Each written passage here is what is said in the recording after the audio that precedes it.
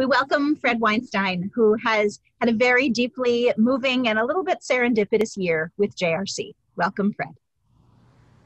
Thank you so much, and I'm honored that you would ask me to make a contribution and speak today. Thank you.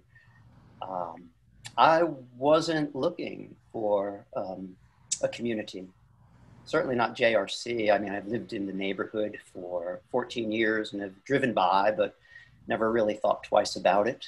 And quite honestly, for the last 2 decades, I've worked on Shabbat and hadn't given it a second thought.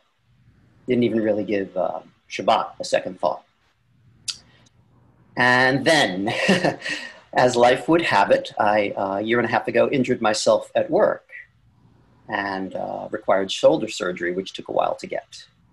So at first, oh, how nice to have a little free time. And then after a little bit of very short amount of time, well, without having a work community and an economic identity, I started questioning, like, what am I? Really, without everything I've known. And there I was walking my dog along the lakefront on what happened to be the first of the 4 lakeside Shabbats last summer. And I heard some people singing Hebrew. And I was like, oh, sounds like some fellow Jews. What's that about? Long story short, I ended up at all 4 of those lakeside Shabbats. Next thing I knew, I was at the Minyan, going every Shabbat.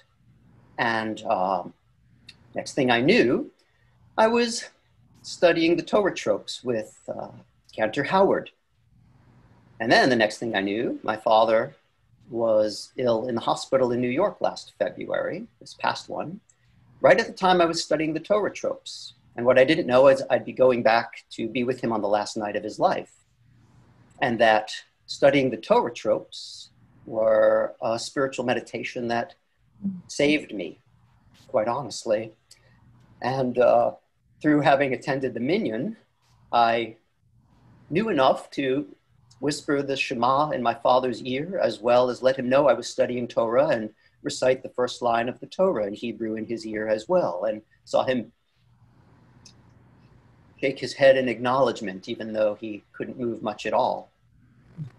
And then it just so happened that the rabbi on Long Island who showed up to be there for his passing and oversee his burial invited me to that synagogue, which he said wasn't necessary to go to since I was in this period of mourning prior to my father being put in the ground the next day. And at the synagogue, it just so happened that the parsha I was studying to recite was the same exact one that was the one he was reciting on that day. So there I was the day before my father's burial, listening to this rabbi sing the parsha. And the way this was decided, Cantor Howard and I decided in January, he offered me, well, let's get a certain amount of time. How about May 23rd? And I'm like, what's that one about? And he said, oh, it's the priestly protocols, a little dry, but necessary. How does that sound? And I was like, not very interesting. And he laughed. And I said, wait, the 23rd, 1 week later, that's the 30th, my birthday. What's that one? And he said, well, that's actually the 10 Commandments. I said, I'll take it. Which was a very big moment because for the past couple decades, what I've done on my birthday is go to Wisconsin hiking alone in the hills. And that's where I've felt comfortable. And in that moment, through my connection with the wonderful Cantor Howard, I made a commitment within my heart and soul to be accountable and be present for community in advance, not even knowing that that day was going to be on my birthday, Shavuot, which I didn't even know what it was. And to not even know when I made that commitment that my father would have been passing away. And the Minyan, I invite everybody who's listening right now to at least bless yourself with the gift of one time at least attending our Zoom hour, all of our Zoom Minyan on Shabbat.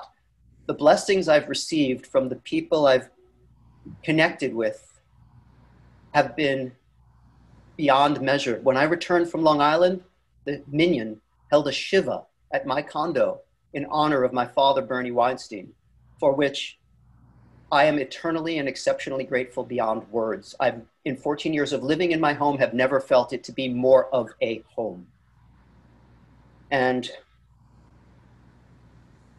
all I can say is that I'm honored, I'm grateful, and it gives me faith to know that even when we're not looking, we are being led to where we need to be, and that even when we don't think we're connected in a way that is bringing us home to something that we all would do well to have exceptional gratitude for, which I do. And Yom Tov and L'Shana Tova to everyone here today. Thank you.